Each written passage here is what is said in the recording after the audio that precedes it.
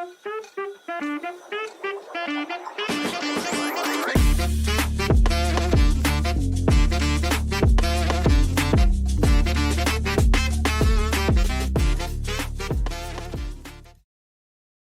I'm appearing on behalf of petitioner. This is a post-stress bill. The FIR is 6295 by 25, which is registered under Section 406 of the Pakistan Penal Code. The date of occurrence is so and so, and the time of occurrence and the place of occurrence is so and so.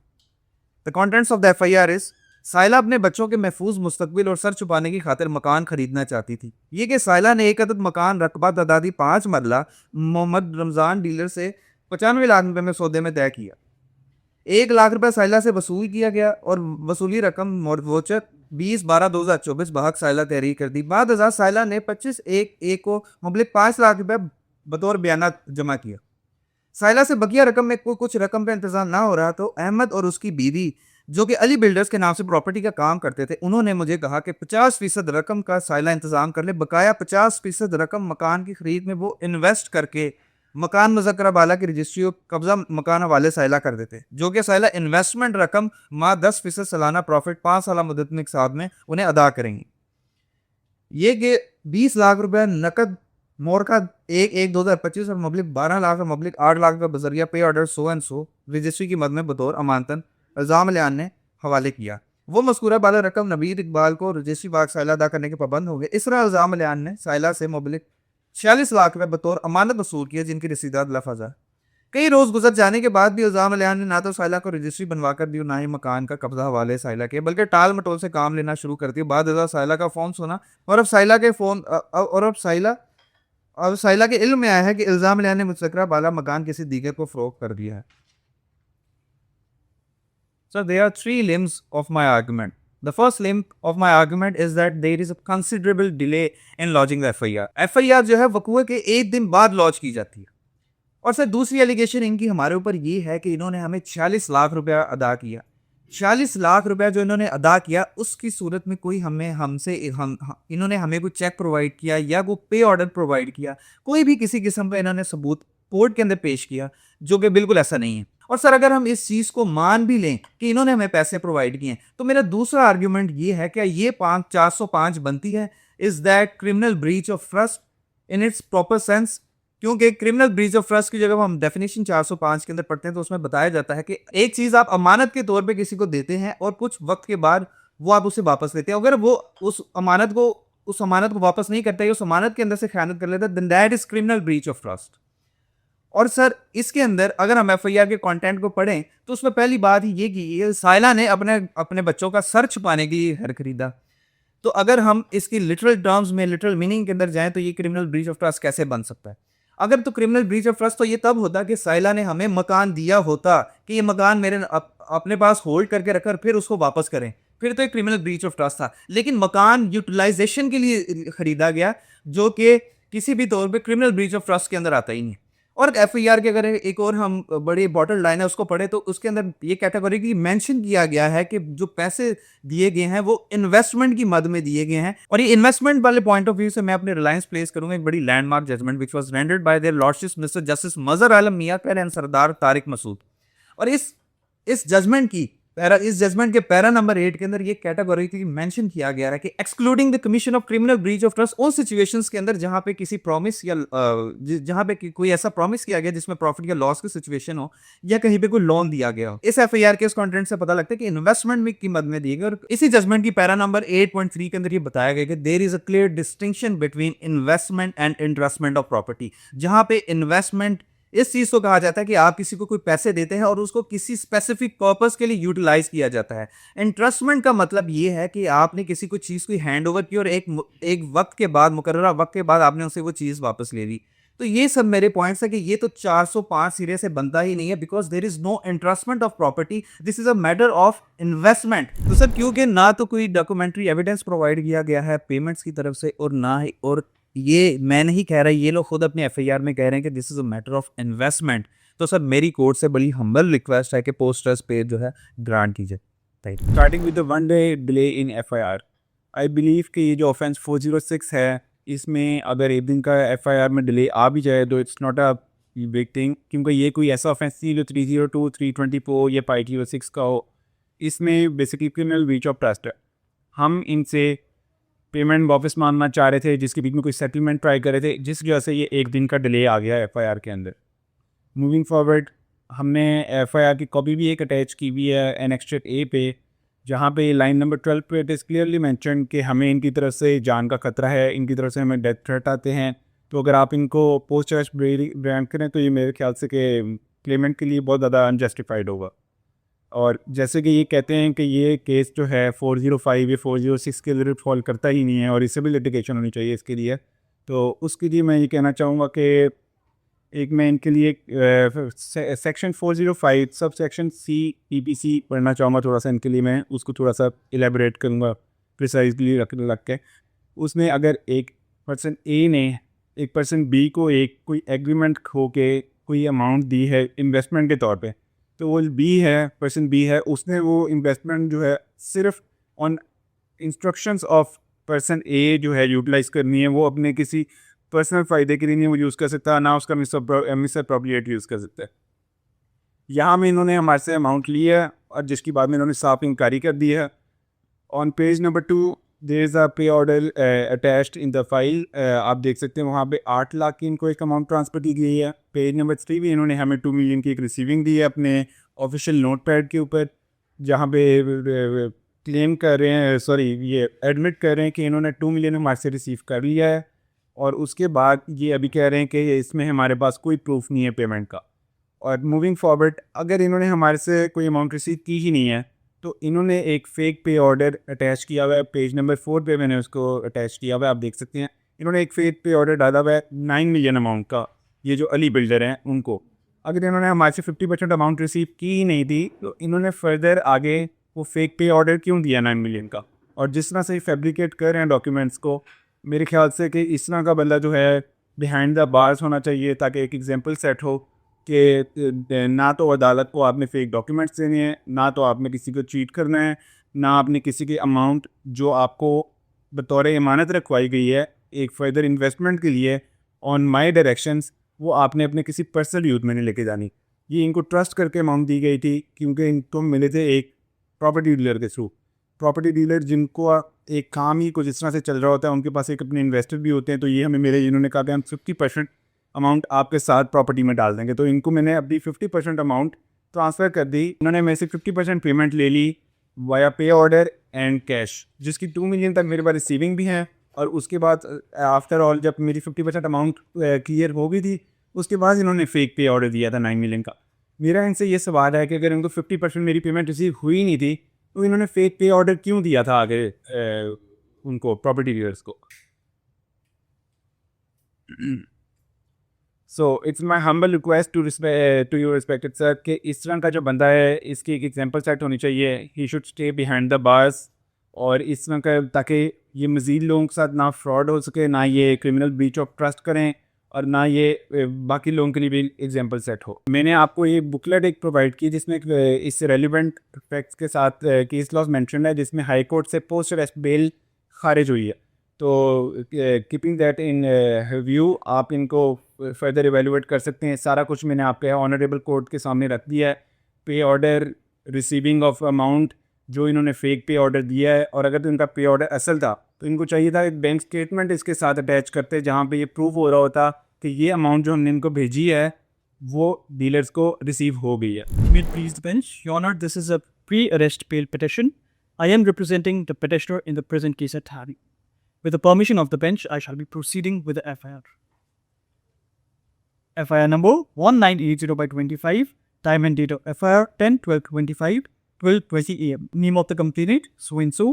Offense committed 489F. The contents of the FIR are as follows.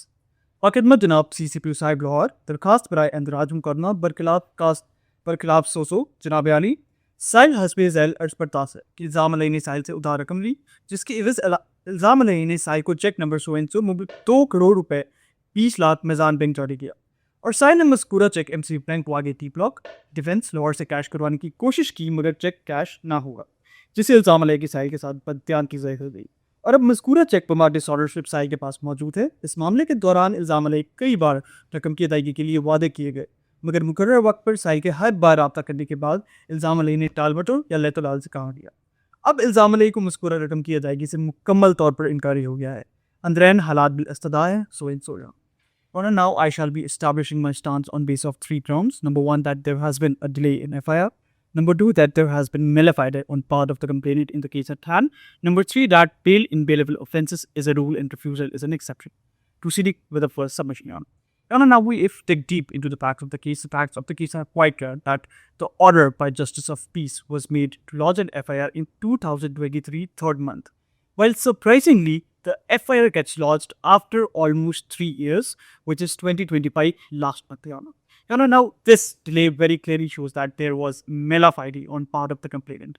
To back up my argument, I have the case law of Kashir Ahmed versus State Supreme Court 2023, which has very explicitly stated that in case of inordinate delay, the malafide of the complainant is clearly shown. Hence, in that particular case, it was a case of 489F, dishonor of check.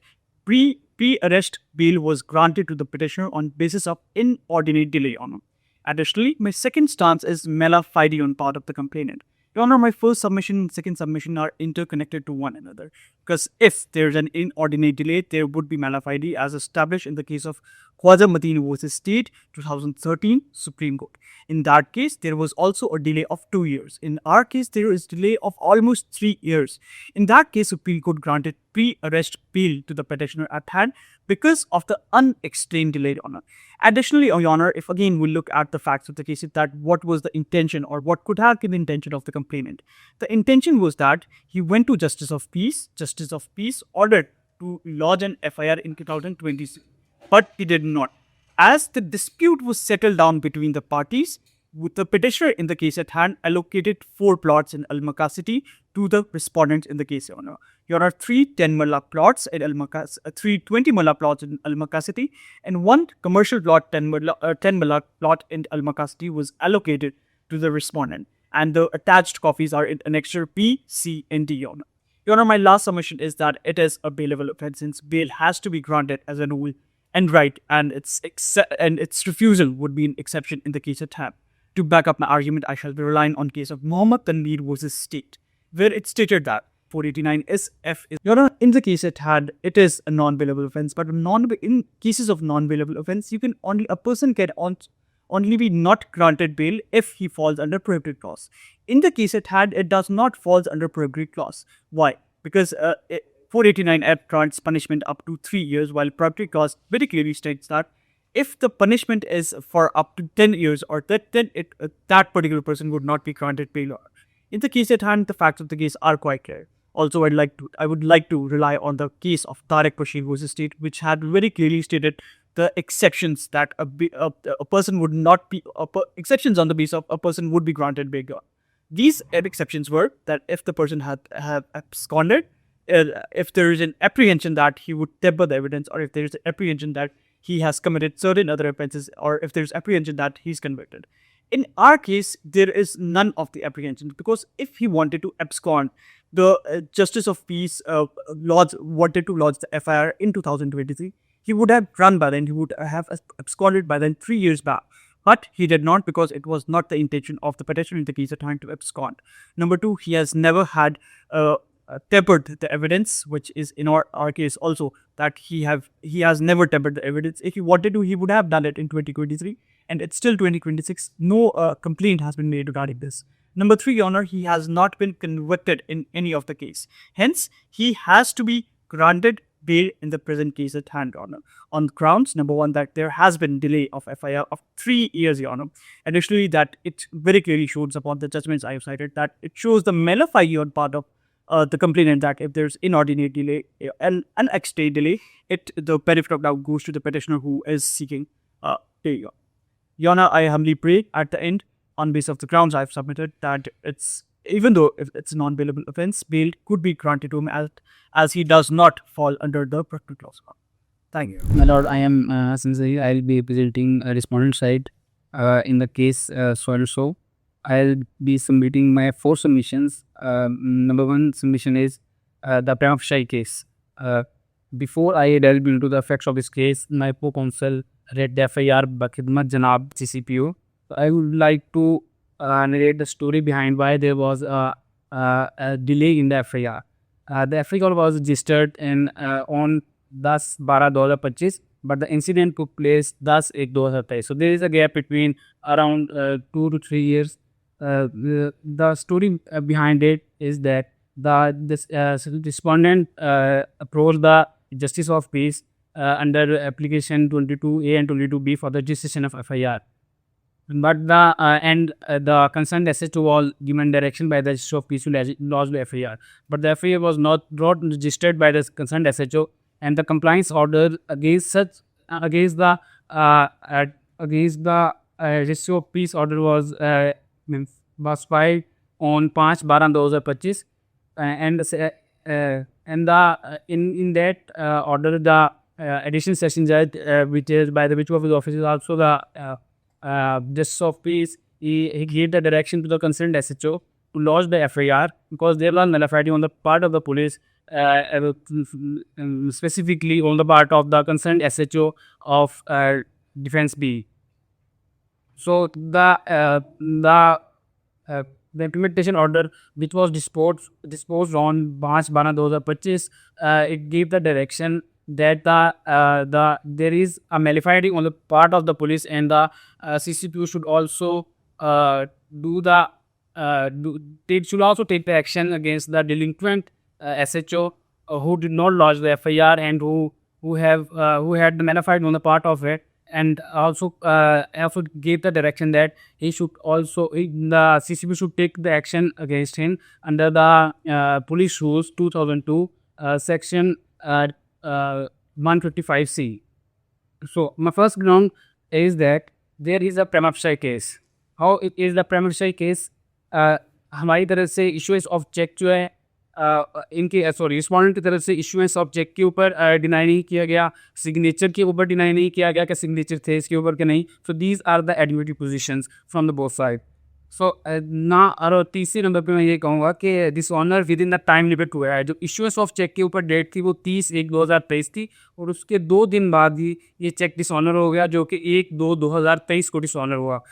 और इसके ऊपर case law I would place my Reliance upon PAJ 2018 Lahore 475 rendered by His Lordship Justice Sarfraz Dogar, where he said that documentary evidence available on report. This was basically the case of similar nature, where there was a check issued by the petitioner, and he had admitted that this check is issued by me, and there was also the signature of the petitioner on the check. So the Lahore High Court, His Honorable His Lordship Mr. Justice Sarfraz Dogar, held that documentary evidence is available on record. For example, in our case, that is check and the dishonor slip, which is sufficient to hold that the accused is connected to the incident.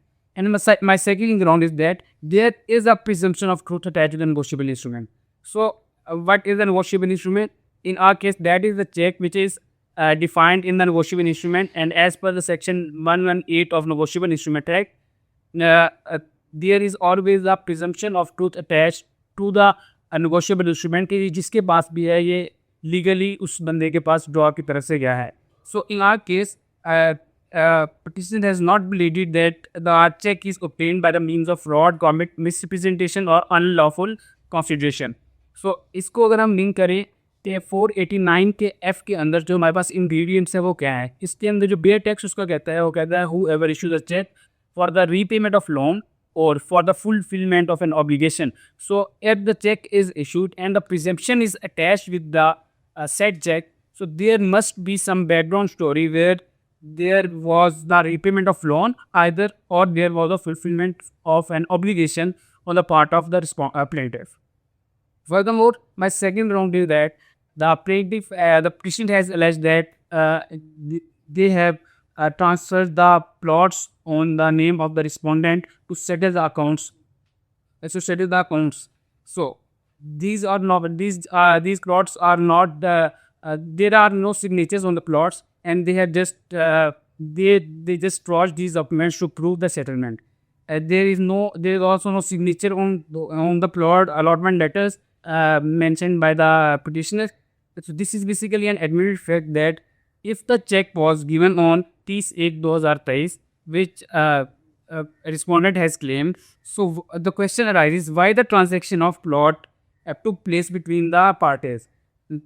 The intimation was given by the अलमक्का city, जिसके बारे में ये कह रहे हैं कि हमने इनको प्लॉट दिया है. उस अलमक्का सिटी ने एक इंटीमेशन जारी की जिसके ऊपर रिस्पोंडेंट का नाम लिखा हुआ है, और दूसरा अलॉटमेंट लेटर एक जारी किया जिसके ऊपर रिस्पोंडेंट का नाम है. But the question here is that अगर ये चेक इनकी तरफ से नहीं था, तो या ये डिनाई कर रहे हैं इस चेक के ऊपर जो कि इन्होंने इशू किया है 30/1/2023 को, तो why the transaction of the plots took place on the date 18/8/2023. In conclusion, I would like to place my lines upon the case law of 2024 SCMR 1719 rendered by His Lordship Mr. Justice Hassan Azhar Rizvi, where this was basically the case of similar nature, where there was a check and the signature was there was admitted point that the signature is of the petitioner and the check was issued by the petitioner, but he failed to establish the verifiability on the part of the respondent. The Supreme Court hold that the grant of the pre-arrest bail is basically an extraordinary relief which can only be granted if the petitioner shows some malafide and ulterior motives on the part of the respondent.